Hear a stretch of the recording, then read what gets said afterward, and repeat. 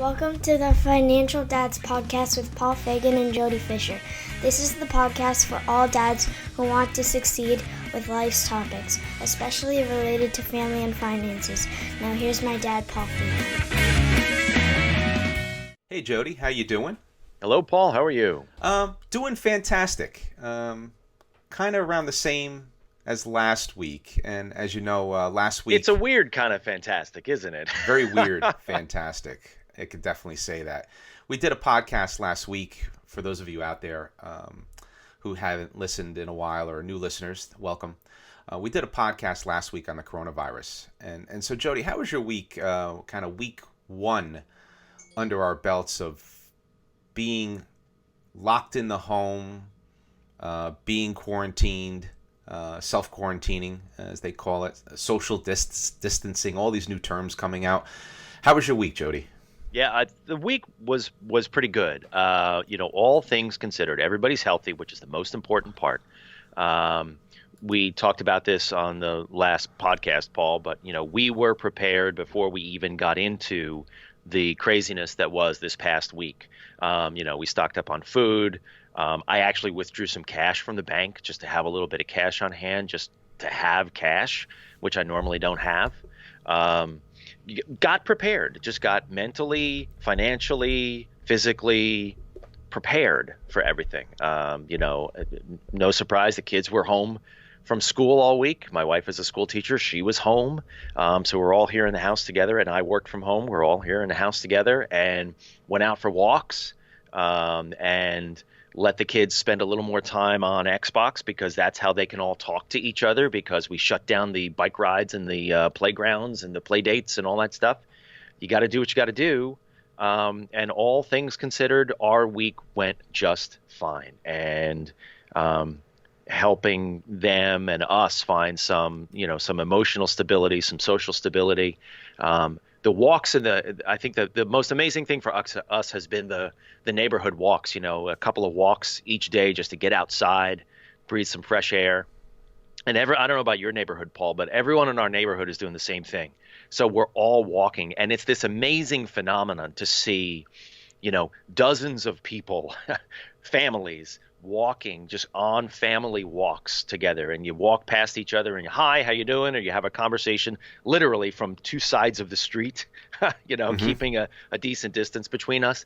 But at the same time, there is this, in our neighborhood, there's this sense of community that when I step back from it, I think, wow, we haven't had this level of a sense of community since I can remember. And it's really nice. It's really great to see people out and walking and run into people and talk to people in a way that we just hadn't before, because you just didn't do that. And I really hope that if anything comes out of this that is sustained, it is that heightened sense of community. And it's that heightened sense of connecting with your neighbors and not even necessarily leaning on each other or depending on each other, but just being connected in that way. It's been really great. That's cool. I can't say we've experienced the same, maybe because I'm lazier. We have to start getting out more. I know the kids were running around outside. We sort of, this week, I guess kind of for me, focused on making sure that I'm trying to stay ahead of the food. I think the biggest worry for me is the food, and making sure that we have enough food to sustain a couple of weeks out. But I know that in one trip to the grocery store yesterday, and I've been doing some mail order, so some tips out there. There's a lot of good companies that are selling, like Omaha Steaks. I'm not plugging them, but I had some good ideas from others that were telling me, to place orders here and there. And I've strategically placed some orders that should be arriving in the next several weeks to kind of augment the food supply that we have in the house. But outside of that, everyone is surviving, and I go back to thankful and grateful. My job allows me to work from home. I'm very busy every day working. My whiteboards in my office are filled with drawings and trying to pull things together for work, conference calls, etc. My wife has been very busy with her job. The kids are doing their school thing.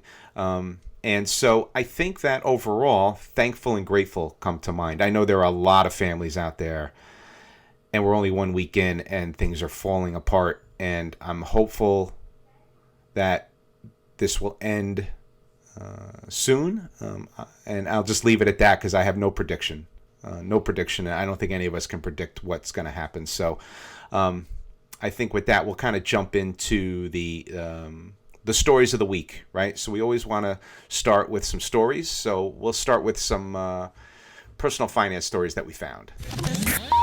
So the first one, very timely, from CNBC, 4 key coronavirus crash personal finance questions answered.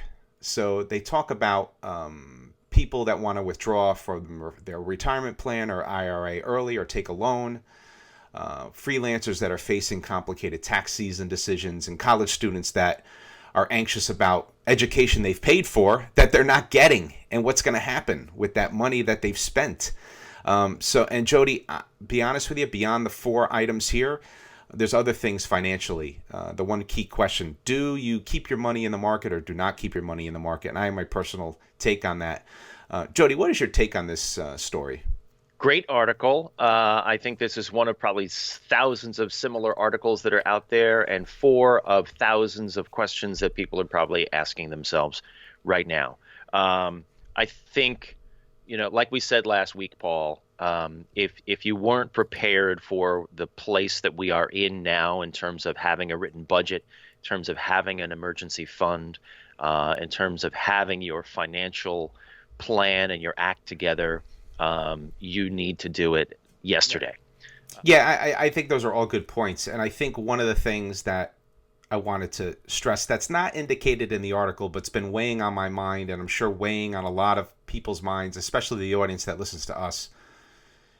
We've made investments into retirement. And if you look at your retirement accounts this week, if you look at your 529 plans for your kids, you're going to see a significant drop.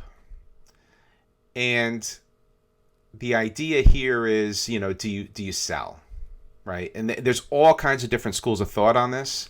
And we've talked about this on the last podcast where we said, well, hold on tight because no one ever gets hurt if you stay on the roller coaster through the whole ride. This week, I got to be honest with you, Jody, I had some pangs of thought on this, right? And I'm saying to myself, do you liquidate? Are things going to go, and then pick up the rebound? I'm sure there are people out there that are doing that. And I'm sure there are people out there that are thinking about doing that. I could tell you personally, I can only go from what I'm going to do. I'm not going to do that. I'm going to leave them alone. I'm going to avoid looking at them. And I'm hopeful that they'll all rebound once this is over. Yeah, I agree. I think unless you need the money today, just leave it where it is. Because it will come back. Historically, it's always come back. If you don't need the money today, it will come back. If you are in a life and death situation and you must take that money, and I use the words literally, life and death, you must take that money. That's, to me, would be the only triggering event to liquidate any investments you have right now. Otherwise, just let it sit. You got more important things to worry about. Oh, very well put. Very well put. Thank you, Jody. The second story is timely because it revolves around our topic. We didn't mention what our topic is today at the top of the podcast, but we're going to talk about Reddit personal finance random topics. So we're going to talk about Reddit a little bit, but the next story we have is from, I think it's a Yahoo story, if I'm not mistaken, which I'm usually not a huge Yahoo story fan, but that's okay. Yahoo Finance, now owned by Verizon. And the headline is Reddit has become the gospel of personal finance. And I thought this was an interesting story because from my perspective, you're getting, so basically, maybe this is a good time to kind of jump into what Reddit is, right? So Reddit is I guess, Jody, how would we best put this? Reddit is a message board. It's a message board? Public message board, and it can be, as long as you take things with a particular grain of salt, it can be a terrific source of some specific types of information. I'll give a good example. Whenever I have a tech question about any of my home tech, and I love my home tech, whenever I run into a problem with my home tech and I can't figure out how the heck this thing works, I go on Reddit. Because there's always someone there who has the exact question that I'm asking. And they've got 47 different people who've had the same problem, and someone in there has figured out the solution. Yeah, absolutely. And I got turned on to Reddit by my good friend Anubhav, and he was telling me about it last year. And I found the personal finance channel, right? So it's full of channels. So whether you're into gardening, personal finance, buying a car, like there's 14 million people on Reddit. There's 14 million accounts on Reddit. And really it's about, like you said, crowdsourcing of opinion, subjective advice, and you're getting a lot of different ideas and different points of view on different topics. And some really fun, goofy stuff on there, too. I mean, cat memes and things like that. Absolutely. And so I thought what we talked about, and we think would be a fun thing to do this week, is we've picked 5 Reddit questions that people have posted onto Reddit in the personal finance forum or chat room or community. They call them communities. And we're going to dive into each one of them and then give our opinion of what we think the answer may be to that question. So I'm going to start with topic 1, and the gist of it is now a bad time to buy a house? And the story talks about a wife and a husband that are that have been building a house for almost 6 months, and they're going through loans and now the COVID-19 virus, and they're trying to figure out advice on how to move forward, right? And they're thinking about backing out of the deal. So Jody, put yourself into this couple shoes. What are you thinking? Yeah, so he writes here that basically he's ready to close. He's getting a little cold feet specifically because of the environment we find ourselves in right now. He says his wife's a nurse, not worried about her paycheck. He's in the airline industry, worried about his paycheck. And so there's this gigantic question mark that they have. Should they close on this house, worrying that they might not be able to afford the house if they go down to one salary, and they're only going to lose $4,000 if they back out. I think I would probably the only way that I answer questions, if I were in their shoes, what would I do? This is a really tough one. I would probably go through with it, assuming that all the underlying other questions are fundamentally sound, right? That you've not overbought on the house, that it's the right house in the right place, you didn't have house fever when you went in to do it, and all those kinds of other questions. I would probably go through with it and close if it's the house that you wanted and you made the right decision, and worry about the paycheck later. Now that may sound, sort of, some people may say that, oh, that sounds irresponsible. And if you really do have cold feet and you're really worried about it, well, a $4,000 bath may be, a cheaper one to take than a $400,000 bath. So there are some underlying questions here that haven't been asked, and I can go down through the thread here and figure it out, but I would probably go through with this. Yeah, I think for me, it is a tough question. And when I look at the story and I look at the description of the background, I don't have enough information to make the decision. The things that come into mind are, do they have an emergency fund? What is the likelihood of him being laid off? Can they survive on one income? And there's some little pockets of knowledge within there, or that tell the story, but I don't know completely. So it's hard for me to give a complete answer. But like you said, I'm going to do the best I can to kind of think about what I would do. And I would probably proceed with it, because to me, it's a two-way door decision, meaning that if you get into it deeper and something does happen, you could probably get out of it some way, somehow. And that's why I still think that I would go through with it as well, Jody. I wouldn't let this stop me. I would proceed if this was my dream to get this house. And like I said, I would like to see more parameters in here and to make this decision, so I'd have a better, more informed decision on it. But just from the knowledge, from the things I'm reading here, I'd probably go through with it as well. Yeah, and I think the consensus is with us. I'm looking at the responses, the 150 comments, and they're overwhelmingly say go for it. The second question that we're going to review, what to do with a large signing bonus. This is a good question to ask, or a good problem to have. I just got a signing bonus of $50K after taxes. The catch is that if I am there for less than a year, then I have to give it all back. What would be the best thing to do with this? I was thinking about putting it in a 1-year CD. Thanks. It's not your money yet. If you have to give it back, if you're there for less than a year, it's not your money yet. It's not your money until it's in your checking account. I would totally agree. That's my first reaction. Yeah, I would totally agree. I think that I would have to say that I would put it into a CD and pretend I don't have it until the 1 year is complete, and I know the money's mine, and then I count it in my income, or count it against my net worth, and then do what you wish with it after that. But for just asking that simple question, the best thing to do is park that money into an account that's risk-free. The last thing you want to do is put that money into high-risk stocks, and then you find out 3 months in your boss is really, really awful, and you have to leave.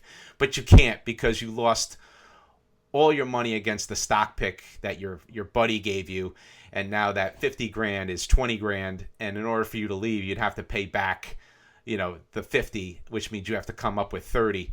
I don't want to be handcuffed like that. So I would have to agree with this person's first instinct, and that is to keep that money locked in a 1-year CD.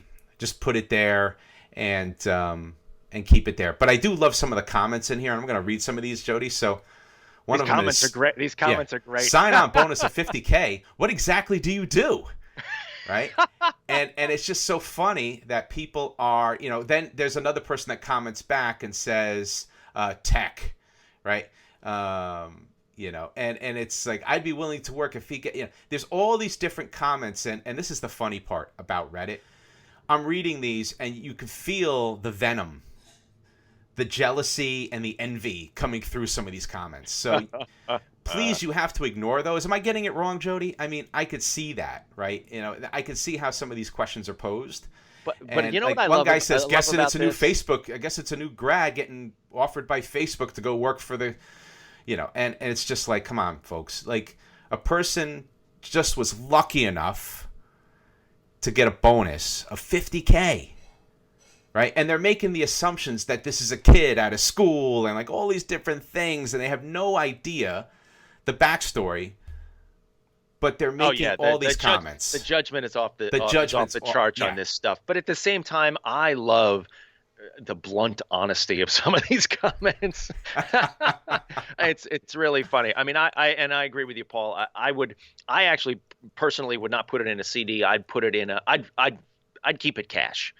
First of all, I'm trying to figure out who the hell gives a $50,000 signing bonus, but asks to take it back after in under a year. Like, what's the mechanics of that is what I mean. Like, how does that work? Do you actually cut a check to somebody, say, here's $50,000, and let's, forget for a minute whether they take taxes out or not, if it's actually $50,000, whatever it is. How do you actually claw that back? I don't even get that. That's weird. I would just dump it in a savings account and leave it there because it ain't my money yet. Yeah, I totally agree. But I think the best comment here is, I'd buy me a 2020 Toyota Supra in lightning yellow. There we go. That's a good. And you know what? There's a lot of people that do that, right? They get that money, they spend it, and they don't look back. And I guess maybe sometimes I like to think that maybe that's the way to live. But I know that in hindsight's 2020, and I could tell you that I prefer to be in my shoes. And I think we're both on the same page. And the comments are the legitimate comments. I want to say are reflecting this. They're saying, you know what, buddy, put it in the bank, and when it's yours, then you can do what you want with it. But right now, you don't own it. So I think that is great advice. And once again, I think we're 2 for 2. Jody, I think we're in line with the consensus of people's comments here. So, and I hope whoever that person is, it turns out to be a great job, and they get to keep that $50K. Absolutely. Absolutely. So this one, the next question, is a favorite of mine. Is it better to pay off mortgage debt first or use the money to start an equity portfolio? I guess it boils down to interest rates, but the return on equities is volatile and not easy to predict over the term of a mortgage. This is an interesting one because we've talked about this in the past, but I'm curious to hear your take on it, Jody. Well, my first reaction is, if you're trying to answer this question based on an interest rate or how well your money is going to do or X, Y, and Z, you're asking the wrong question. It's always better to pay off debt, period, full stop. Now, our financial superhero is going to disagree with us, Paul. Yeah, this would be a 2-hour fight. Absolutely. That we won't win. And I'm going to tell you, these two financial dads, right. There's no way we're winning against that guy. That is correct. The arguments that will come out will make us rethink our entire lives financially. You got it. But for me, without even reading down through the comments here, just that one question: is it better to pay off debt or is it better to invest in the market? You might get some people this week who say it's a great time to buy, and maybe it is a great time to buy this week with all that's going on in the stock market and everything else. That aside, I always pay down debt first. Full stop. Yeah, and I think that realistically, I'm looking at these comments, and we're against the grain on these comments. The 29 comments are telling this person, hey, put the money into equities. Buy stock. That's what they're saying here. And I am... Well, and that's this week. That's in a down market. When you've got 1/3 of the stock market has evaporated in 10 days. Yeah, and I could see that. Yeah, that's definitely true. So this is probably a lesson learned that you really have to balance your financial advice. So if you are this person that's sitting on a pile of money, for example, and you're debating whether to pay your mortgage debt or doing an equity portfolio, please don't base your entire decision on the comments in Reddit. I want you to research some more. I want you to do the math, pull out the spreadsheets. I want you to factor in risk into the equation. I want you to listen to a couple of different financial gurus. I want you to maybe listen to us if you want. My de facto stand on this, and it's how I've built my financial life, is I would pay that mortgage debt off first and get rid of it. And then when I have leftover money at some point, when the mortgage interest is gone or the mortgage debt is gone, I would start investing. And even then, I have my own rules that we've talked about in the past when it comes to investing. And, for me, I try to make sure that all my investing, or my riskier investments, or my more volatile investments, are always done in my retirement accounts. I try not to do any investing in my non-retirement accounts. I try to leave that as liquid as possible, because you never know when it's going to rain. And I probably am wrong sometimes on these points, but my life has led me to here, and I'm happy with it. So I'm just going to go with, like you said on the first story, or the first question, Jody, I'm going to go with my gut. If you're sitting on a pile of cash, pay off your mortgage. Sleep better, and then you'll be surprised how quickly you'll build up a bunch of money again that you could use to buy equities, and you could build an equity portfolio. Even if it was just paying down the mortgage, I think I would do it. And the reason why, we talked about this in the very first podcast that we ever did. It's a mess if you want to listen to it. It really is raw, which I love. But we talk about, there's a website out there called The Mortgage Professor. And if you go there, there's a beautiful spreadsheet that he has that you could download that will track extra payments that you pay to the mortgage company. So if you pay $20 a month extra in 1 month, and you pay the next month $1,000 extra, and the following month you pay $10,000 extra, it'll keep track of all those extra payments that you're paying. You'll see how your interest will go down. So it does pay, in my opinion, Jody, to not wait until you have a pile of money and then pay your mortgage off. I think aggressively paying into it and taking those big shots at your mortgage over time is very effective. And you could see those results at a more granular level when you're using a spreadsheet like that. So if you go way back into the Facebook page at the way beginning, we offer that spreadsheet link for The Mortgage Professor. And I would definitely download that, make it your own, and use that. So if you're that person and you happen to be listening to this podcast about paying off your mortgage debt, whether you're paying it off or paying it down, you could use that spreadsheet if you're paying it down. So, yep. And one more thing to add to that is there's always the option, which we didn't talk about, is you could split the middle. Take half, put it in equities, take the other half, pay some mortgage debt down, right? If you're paying down, yeah, you could. Yeah, you could, right? So, or paying off. Like, there's different ways to look. You're true. That's true. If I had that money in my hand and it pays off my mortgage, yeah, absolutely, I'm going to just double down, no splitting anything, pay the mortgage off. If the debt is still outstanding and I could put a big chunk of it away, maybe I would split. You could split it. I personally would not split it. My thing is just keep hammering away at the mortgage. But if you feel compelled to, you want to play with equities and you want to pay some of your mortgage down, you could do both, right? So there's nothing telling you out there that says you can't do both. So and that's assuming he has a 3 to 6 month emergency fund yes, set up. Yes. It's assuming all those other fundamentals. Yep, which we don't get that type of visibility into these questions. Which those are all important points, Jody, that I forgot about, and that's always good to think about. So. The next question is interesting. Need help deciding if I should accept a counteroffer. I recently accepted an offer at a new company, which will give me 30% increase in salary. But his current company, or he or she's current company, has submitted a counteroffer with a 45% raise and a $5,000 signing bonus and a promotion to managerial position. I'm having a hard time deciding what to do. Wow. This is an interesting and tough question. I know what's in my mind, and Jody, I'm interested to hear what your thoughts are on this before I kind of jump into it. Without going down into the comments and just reading this questions, there's a lot of things that are not stated here. On its face, I would say that if your current company came back with a 45% raise to outbid the company that wants to take you away, they probably were underpaying you on purpose in the first place. If they can afford to raise your salary 45% just to keep you, they were probably screwing you. The other thing I'm thinking of is just because they give you a 45% raise and a $5,000 signing bonus and a promotion to a managerial position, that makes you a more expensive employee, and there's nothing saying that they can't fire you in 3 months anyway. And when they need to cut back, they're probably going to be staring right at you. The other thing I look at is I see that this other company gives a lot of extras in their offer, like tuition assistance, working remote, PTO. It's a fuller package there, and his current company is just countering with money. So it sounds like, and again, lots of unanswered questions here, but it sounds like the other opportunity is a better one. So just based on what's stated here and without reading the thread, I would go with the new company versus staying with the old. Yeah, this is a tough question because, and I'm reading the comments, and they're so overwhelmingly surprising that people are saying never accept the counter, which I'm surprised because I have a number of friends and colleagues that have.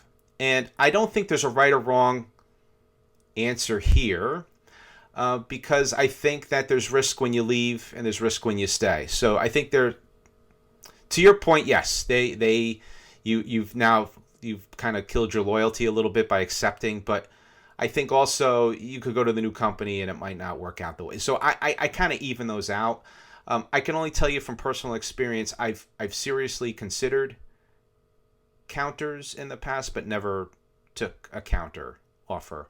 And so this is a tough question. I think that it's a very daunting, and it weighs on people's minds. I can see why this person is at a quandary because you're fearing, I guess, what's that fear they call it? FOMO? Fear of missing out. Fear of missing out? Yeah. I think that's what people experience FOMO here. and YOLO. Right. So I think that it's an interesting question. For me, I mean, like I said, from personal experience, I think that my take on it is I always weigh everything out. I do that when I'm buying a car. I do that when I'm buying a house. I'm making a key decision. I put everything down on paper. I mull it. I question it. I research it. I would have to say you have to do the same thing here, right? And if I'm this person, that person's in a tough spot and has to make that decision, and I wish that person a lot of luck with it. So I want to say, I think I want to lean on the fact that, and this is very wishy-washy, I think it depends for me. I think it's going to depend upon the situation. I'm going to have to weigh all these factors, and I'm going to have to decide for myself what the best course forward is. So I know I'm going to abstain from giving an opinion. I'm not going to say you should accept it or not accept it. I think each case is individualized, and you really have to give it a hard think. And then the other thing is, once you make the decision, whether you leave or stay, don't beat yourself up over it, right? You worked with the facts you had at the time. You made the decision based on the facts you had at the time. And when it comes to employment, typically they're always a two-way door decision. So if you stay and it doesn't work out, you'll find another company at some point. If you don't stay and go to the new company, it turns out being lousy and you have to find a new job shortly after you jump to the new job, you'll work to find a new job, right? There's always a way out. It might not be the optimal way out, but there's always a way out. So I wouldn't look at it in those terms. I would look at it also, where do you think you'd be happiest? And forgetting about some of the money aspects of it here for a minute, and it doesn't go into these things here. What is the company like? What is their reputation like? What is the subject matter you're going to be working on? What are who are the people you're going to be working with? What's the reputation? All these different things that people, I don't think, pay enough attention to when they're just looking at, okay, 30% increase, $5,000 signing bonus, 2 weeks of PTO, tuition or no tuition. Like, all those different things they're all important aspects of looking at your life. But just remember that there's a lot of intangibles that you want to consider as well. And Jody, I'll let you kind of add to that if you want, and I'll end my rant on that note. It kind of aligns with what we've said about, buying a house. Buy the things you can't change. Things like the zip code and the neighborhood, and, how busy is the street out in front of the house, and how big is the lot, and, the backyard, and that kind of stuff. When you go into taking a new job, you've got to buy the things you can't change. And the things you can't change are the company culture, the job assignment, what they're going to have you doing day in and day out. Those kinds of things. The money will go up and down, and you get raises and bonuses, and you'll change jobs and all that kind of stuff. That's easy to do. Buy the things, get into the things that you can't change. Base your decision on the things you can't change, and I think the things you can't change is what's in your heart. Good point. Very cool. Very cool. Well, the last question we're going to talk about is, and this is the topic of pay off 401k loan or continue saving an emergency fund. I live in a high-cost area that bought a house exactly 1 year ago. As part of my 20% payment, I took a loan out of $45,000 at 6.5% for my 401k for 60 months, and the person's paying it back every paycheck, and he's been applying bonuses to the loan and currently owes a little under $9,000. I have a $23,000 emergency fund. Would it be best to pay off the loan, leaving me with $14K, or just keep continuing with the paycheck, or build up the emergency fund? And the question is very timely because it was asked 15 hours ago, and we're in the middle of this crisis. So I think that for me, my take on it would still be to pay off the loan, get it out of my life, get that worry out, get it off my paycheck. I want that extra money in my paycheck every week. And there's a lot of intangibles here, and people are talking about, well, is the job stable? If it's not stable, you're gonna have to pay it back when you get let go. There's all these different things. So for me, the risk is just too high to have money taking and borrowed against my 401k. So I would probably just pay this back and leave myself with a smaller emergency fund. But Jody, what's your take on this question? Boom, pay it off, get it out of your life. For all the reasons you just mentioned, Paul, as well as just get rid of debt. Get payments to other people out of your life. And he's still going to end up with, what does he say here? Let's see, he's got 23 grand in his emergency fund. He owes a little under $9,000 on this loan. He'll get left with $14,000 in his emergency fund. I'm not going to make any, math judgments on what that would mean for him, but $14,000 in an emergency fund is a healthy emergency fund. And he'll have $400 biweekly. So what's that? $800 extra a month in his pocket. That's a good decision. Pay off the loan. Yeah, I think the terms here make sense. I'm going to just throw something at you, Jody. What if the money were a little even? What if he only had a $9,000 emergency fund and owed nine? That's a tough one. I would still do it. I would get the debt out of my life.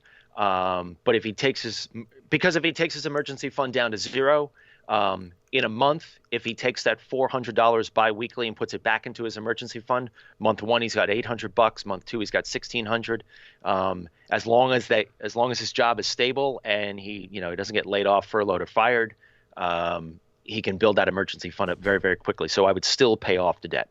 Yeah, no, I think I would agree with you. I think I want to get that debt out of my life. It's just an interesting one because that would make it a little tougher of a decision, I think, for me. And we talked about this on the last podcast, stack ranking and trying to figure out what's the prioritization. So if this person had any hint that his or her job was at risk, I may hold on to that $9K if I owed $9K. I'd rather have cash on hand than zero myself out, and then there's a risk of me losing my job. Well, on that note, kind of summary recap. I enjoyed this dialogue going back and forth, Jody. I think my recap is we're just dads here, and our opinions are what they are.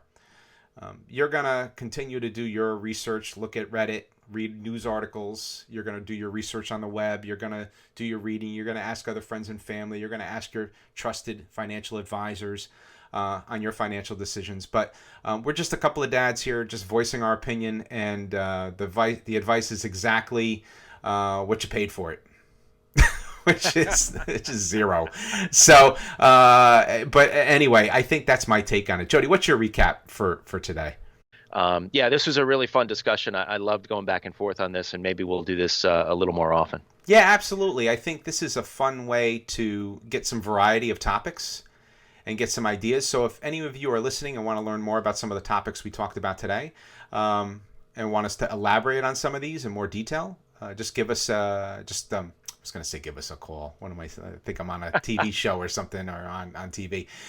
Just send us an email, comment on the Facebook page, and let us know, and maybe we could elaborate on some of these topics. We're always open to suggestions. So, well, Jody, I thoroughly enjoyed our discussion today, and I'm personally looking forward to the next one. Thanks, everyone, for downloading our podcast. If you have any questions or comments, please email us at financialdads@gmail.com, or check us out on Facebook. Just go to financialdads.com. So with that, this is Paul and Jody reminding you, managing finances can be stressful, but that's why the Financial Dads are here to help you plan for success. Have a good one, everybody. Be well, and thank you.